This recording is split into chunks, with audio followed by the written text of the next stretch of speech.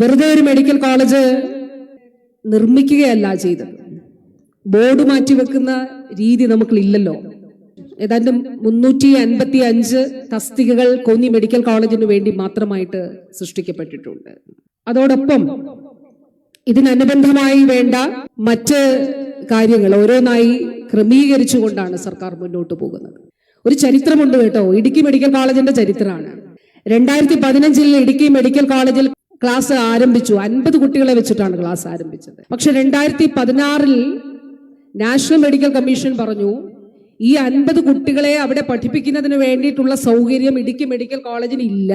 അതുകൊണ്ട് ഇടുക്കി മെഡിക്കൽ കോളേജിന്റെ അംഗീകാരം റദ്ദാക്കിയിരിക്കുന്നു. കേരളം ഈ 50 കുട്ടികളെ മറ്റ് മെഡിക്കൽ കോളേജുകളിൽ പഠിപ്പിക്കണം. അതായിരുന്നു ഒരു കാലഘട്ടത്തിന്റെ ചരിത്രം. അതായിരുന്നു മെഡിക്കൽ കോളേജുകളെ സംബന്ധിച്ചിട്ടുള്ളത്. ബോർഡ് വെച്ചിട്ട് പോകും, പക്ഷെ അടിസ്ഥാന സൗകര്യം ഒരുക്കില്ല. പാവം കുഞ്ഞുങ്ങൾ അവിടെ വന്ന് ചേരും, അവിടെ വന്ന് പഠിക്കും. പിന്നീട് അംഗീകാരം നഷ്ടപ്പെട്ടു.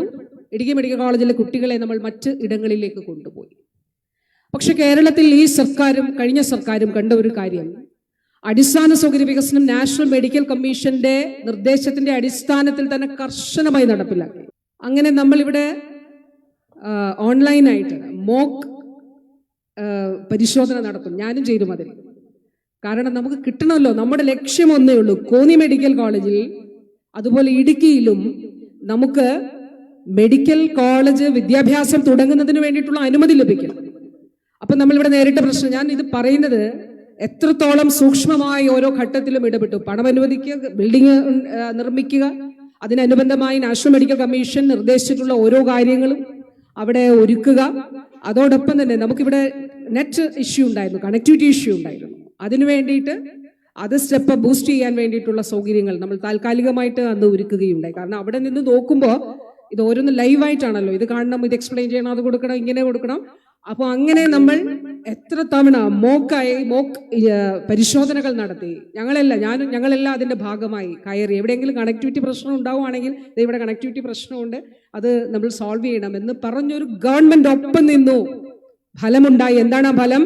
കോന്നി മെഡിക്കൽ കോളേജിന്റെ പരിശോധന കഴിഞ്ഞപ്പോൾ അന്ന് അവർ ഓപ്പണായി പറഞ്ഞൊരു റിമാർക്കുണ്ട്, ഇന്ത്യയിൽ പുതിയ മെഡിക്കൽ കോളേജുകൾ നിർമ്മിക്കുമ്പോൾ കോന്നിയുടെ മാതൃകയിൽ നിർമ്മിക്കണമെന്ന് നാഷണൽ മെഡിക്കൽ കമ്മീഷൻ പറഞ്ഞ ചരിത്രം കോന്നിക്കുണ്ട് എന്നുള്ളതാണ്.